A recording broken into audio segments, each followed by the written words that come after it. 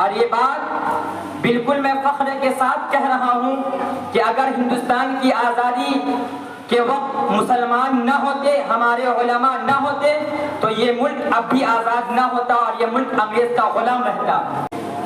بسم اللہ الرحمن الرحیم۔ الحمد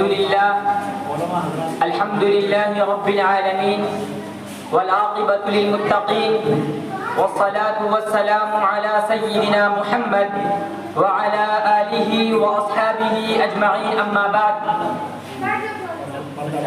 کسی شاعر نے بڑا خوب کہا ہے، نہ پوچھ زمانے کو کہ کیا ہماری کہانی ہے، نہ پوچھ زمانے کو کہ کیا ہماری کہانی ہے، ہماری پہچان تو صرف یہی ہے کہ ہم ہندوستانی ہیں۔ عزیزان محترم اور جامعۃ الشرق پبلک اسکول کے نوشگفتہ پھولوں،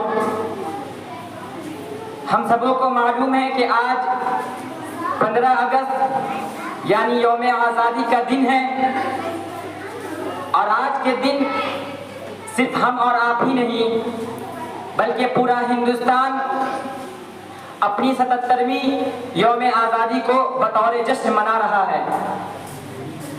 ہم لوگوں کو یہ بات معلوم ہونی چاہیے کہ سن 1947 عیسوی سے پہلے یہ ملک جو ہندوستان ہے یہ انگریزوں کا غلام تھا۔ آپ کو کتابوں میں یہ بات لکھی ہوئی ملے گی کہ 1757 عیسوی سے 1947 عیسوی تک یعنی پورے 190 سال تک ملک ہندوستان انگریز کا غلام رہا، اور علماء کی جد و جہد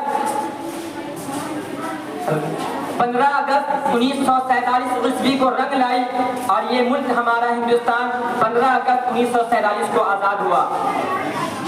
بہت سے لوگ یہ بات کہتے ہیں کہ ہندوستان کی پہلی لڑائی جو انگریزوں کے خلاف ہوئی وہ 1857 عیسوی سے لڑائی شروع ہوئی، جو ہندوستان کی پہلی جنگ آزادی انگریزوں کے خلاف ہوئی تھی۔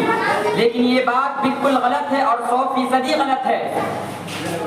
ہماری لڑائی انگریزوں سے پہلی لڑائی جو ہوئی وہ 1857 سے نہیں بلکہ سن 1757 عیسوی سے شروع ہوئی۔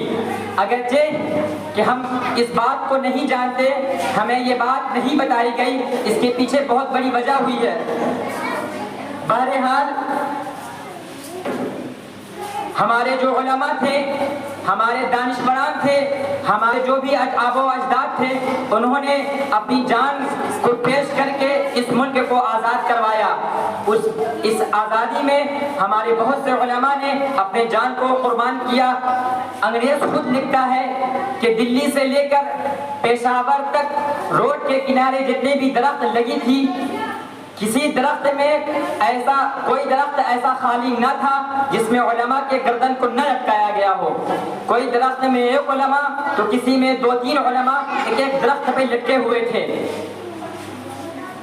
ہم لوگوں کو یہ بات معلوم ہونی چاہیے اور اچھی طرح معلوم ہونی چاہیے، چونکہ ہم مسلمان ہیں، کہ ہندوستان کو آزاد کرانے میں جتنا مسلمانوں کا اہم کردار رہا اور جتنے مسلمان نے اپنے جان کو گوایا ہے اتنا کسی دوسری قوم نے نہ گوایا۔ اور یہ بات بالکل میں فخر کے ساتھ کہہ رہا ہوں کہ اگر ہندوستان کی آزادی کے وقت مسلمان نہ ہوتے، ہمارے علماء نہ ہوتے، تو یہ ملک اب بھی آزاد نہ ہوتا اور یہ ملک انگریز کا غلام رہتا۔